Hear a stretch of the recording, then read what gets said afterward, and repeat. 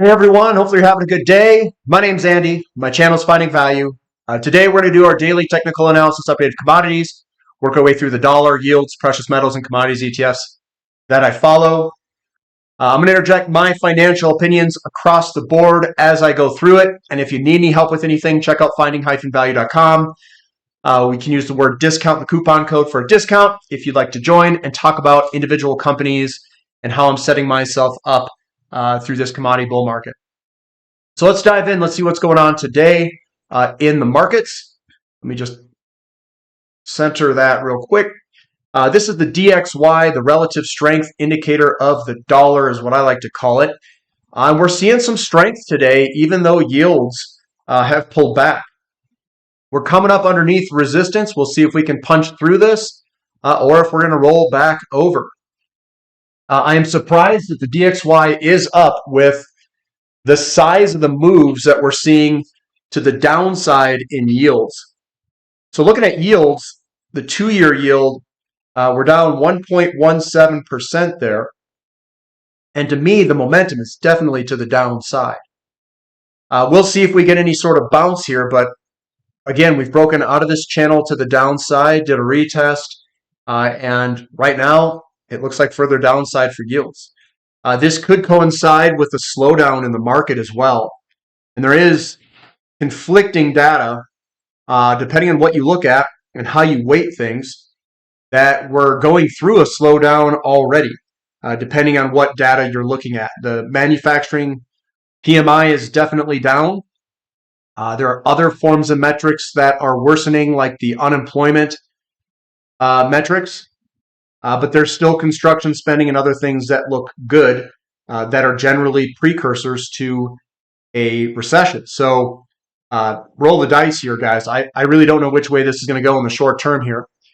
But yields definitely to the downside. The 10-year is still selling off quite a bit here.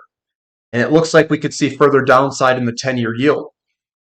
We could go down quite a bit because there's support down here in the low, middle threes is where we could go. And I think that's justified because you look at home sales volume and they have really pulled back. And I do think that lower yields, lower mortgage rates, lower yields on the 10-year is going to filter over to the mortgage rates. I think that's definitely going to help the housing market. So I do think that we're going to get a pullback to this level somewhere in this range there. So a little bit more downside could be likely. And then the 30-year is also selling off, and we could see more downside in the 30-year as well. And we could go a good amount to the downside before we start finding some good support. The TYX-TNX ratio inverting a little bit, which means that the 30-year is going down less than the 10-year. Or no, the 30-year has gone down more than the 10-year. Sorry, more than the 10-year. And the yield curve has remained inverted. So it's not really going to help gold with the yield curve kind of staying inverted like it is. Bond price is up 2.14. We are punching through that support resistance line. So there we are, and it looks like that could further. Sometimes we punch through and then rest a little bit before heading on up. We've got the 2 and 10s. That is remaining inverted. That's what I was talking about. The long end of the curve is falling more than the short end of the curve. The long end, the 30-year, well, the 10-year fell 2.73%. The 2-year fell 1.12%. And the curve remains inverted. Gold, slightly lower. Looks like we definitely filled that gap that we had, but still above all support, and it still looks good. So I still think this could go higher. Silver coming back to its support level today, and we're right on support of that big trend line. So we punch through it, and then we are resting on that support level. And this is a bloody nose currently. We'll see where it ends up on the monthly. Platinum down $20 an ounce. And we're getting a lot of volatility, still above this breakout though. So we're just moving back and forth. Palladium down $38, but we're still above the major support level of previous highs back in history. Somewhere in this range. There's a lot of support in this general area where that white line is. XAU to gold ratio, we are down 1.5%. So the mining company sold off a little bit more than gold itself, but it's still holding in there. And what I'd really like to see is this break of this downtrend line. We have not broken that yet. We are at incredibly low valuation levels for gold and silver mining companies. And there we are. Let me go back to the weeklies. It doesn't look too bad on the weeklies. It looks like we still got a chance to work our way on up. So let's give it time. Looks like we've got a broken downtrend line here. Again, let's give it time and see what happens. CRB Index down. I know oil's down today. That does look like that could continue lower in the short term. We could drop quite a bit if there's a slowdown in the market, guys.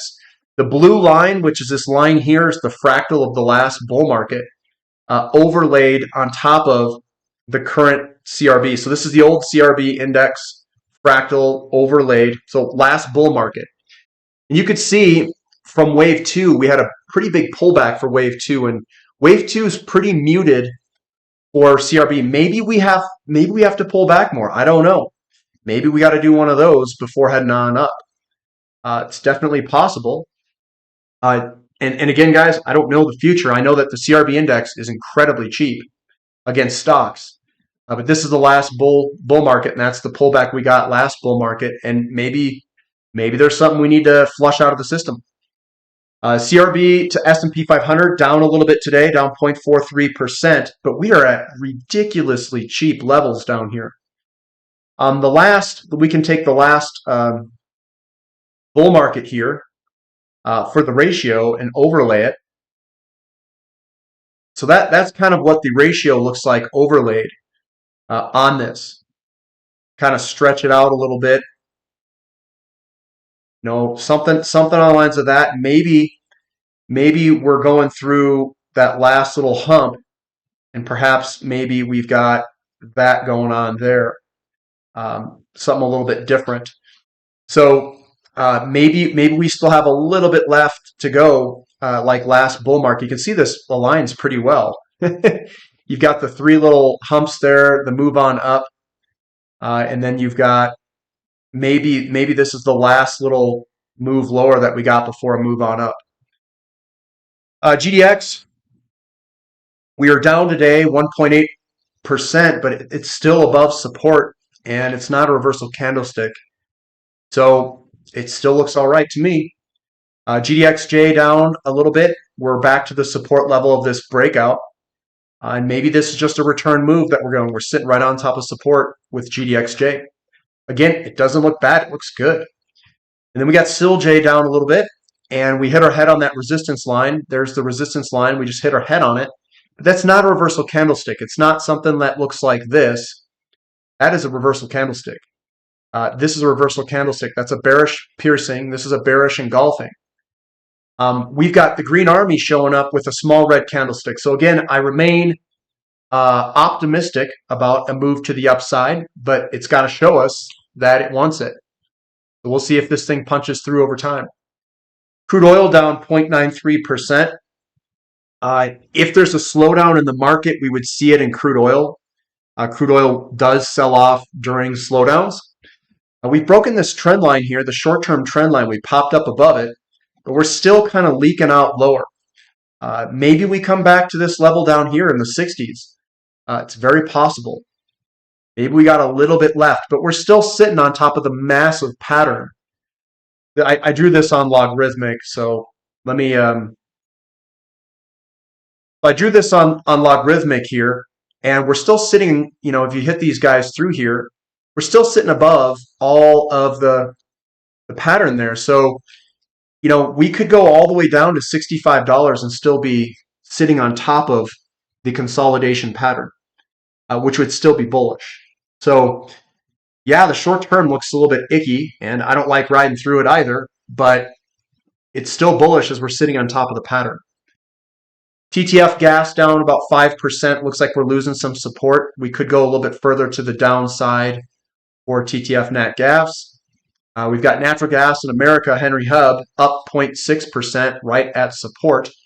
We're right at that support level. This is the last fractal of the last bull market. It's very similar in trading. And you can see that we had a pullback. It's kind of like this double lead-in pattern there. Maybe that's what we're going through right now. And then we had a very large move to the upside after that. We had a big move all the way up to 13 bucks last bull market. XOP, yeah, you know me, big long-term view. We're still underneath that neckline. Inverted shoulder, head, shoulder. And we go and zoom in. We did get a strong selling pressure day, and it did finish quite strong. We could see further downside in the short term here. We've got a lot of support. I'm going to move this guy over here, kind of in this range over here somewhere. A lot of support at about 117, and that could be somewhere where we're headed in the short term. OIH also getting a little bit more selling pressure today. And it did finish quite strong to the downside. Maybe there's some further downside that we want to hit before heading on up. And if there's a recession or if there's a slowdown in the market, this is where we would see it. We'll see it in oil and in commodities in general. But I'm not that far yet. You know, maybe it's just a small pullback here before heading on up. We'll have to wait and see. Sprott Physical Uranium Trust down 1.6%. But still looks good. Not a reversal candlestick. Everything holding together so far. URA, we are down, but we're still above all this support below it. Support through here. You can see we bounced off a couple times, so it still looks good. URNM also above support, still looks good. Wouldn't really worry about anything yet. And then URNJ still above support. They're not reversal candlesticks or anything like that. They're just down days today. TAN, it still looks good to go higher. We were down 1.1, but we still have the big green candlestick, small selling pressure. That generally works its way on up, and we are still underneath resistance, which is at about 48.50. COPX down, but again, we're above support. It's not a reversal candlestick. It's just selling today. And we're still above all the support levels. It still looks good to go higher. Lithium selling a little bit more off. Looks like we're coming back to that support level. We'll see if it holds. We've got REMX also selling off quite strongly today, down about 4%. Still above support in terms of the trend line. But doesn't look that great going down 4%. This is what it looks like on a bigger picture view. This is your double bottom, came on up, and then when they raised interest rates, this thing just really started pulling back. It hasn't really stopped yet. S&P 500, we were slightly lower, basically a flat day today. So we're hanging in there for the S&P. If we see a big bearish engulfing or something, definitely heading lower if we get that. NASDAQ, it's up today, kind of a bullish engulfing, but that's not at a bottom. Generally, bullish engulfings are valued more down here than what they are after a run. So again, we'll see. We're still underneath some resistance in terms of these trend lines going up. We haven't broken any of those yet, and we very well could head lower. But it's hanging in there. It looks good in the short term so far. Look at the regional bank ETF. That still looks good to go higher. It's just a small little bloody nose is what I call it. Everything's kind of holding in there all right. Emerging markets doesn't like the stronger dollar today, but we did have weaker yields, and we're back to support again. So we've been really working it on this support level through here. We've got XHB, which is slightly lower, down 0.5%. Still looks good to go higher, though. No reversal candlesticks. Green Army's intact, and just a little red candlestick today. MOO selling off a little bit with the rest. We're underneath this resistance line. Support is underneath us at about 68 bucks. Copper down 1.2%. Yeah, this one's rough. We've got strong selling pressure here recently the past 2 days, but we've got really good buying pressure and good momentum to the upside. What's going to win in the short term? We'll find out. It needs more data here. And we've got support of that trend line coming across somewhere right below us. So it still looks positive to move to the upside in the short term as of now. Iron ore up a little bit, and I do think that will continue higher with time. It's going to continue to grind on upwards. The projected move of this falling wedge is about 216. We've got aluminum that was down 0.86%, but we are getting a little wick at the bottom. Maybe we're trying to bottom out here, and there is support through here. We've gotten it at least every time before. Baltic Dry Index up 5%. It's looking fantastic. There's the little guy there. You probably can't see that. I can put a line on it. You can see it coming on up. So that's looking pretty strong. Newcastle coal, it's still above support. Here it is. This is the base, the breakout, and we're coming back to do a retest. So that looks good for Newcastle coal to go higher eventually. Give it some time. Bitcoin ripping to the upside, up 4% today, and that looks like that could continue. Pretty strong closing. Well, it doesn't close, but it's strong at the moment today. I'll say that.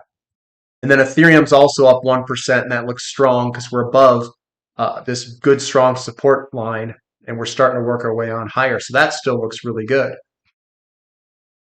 So that's what I've got for today, guys. That's what I'm seeing on the markets. Give me a thumb up for the content. Subscribe to the channel if you'd like. Subscribe to the website if you want to check that out. And right now, looking at stuff, gold and silver, I'm still remaining optimistic on it. It's not blowing through any support levels yet. Oil is looking a little bit weak. I will say that. Copper still sitting on top of trend lines, but we have sustained some selling damage. Yields continue to move down. And if they continue to go and really start to rip to the downside, we could be coming into a slowdown. That's very possible.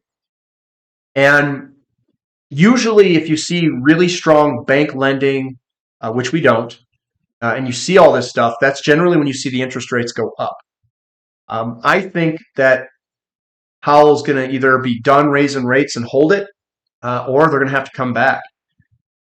The market is signaling that the rates are going to come back. That's why it's going down. But again, we'll see what occurs here. The data is split.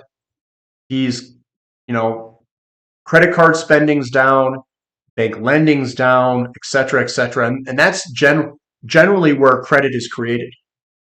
And if credit isn't being created, you're not going to get the big inflation. And a lot of these are sensitive to inflation. But I will say, Bitcoin is ripping to the upside, which is generally a sign of liquidity. So maybe liquidity is going to be coming. Maybe it's already pricing it in. I don't know. We'll have to wait and see. It's not as clear cut as it was in 2020 when they printed money. That was pretty clear cut that we were going to get inflation there.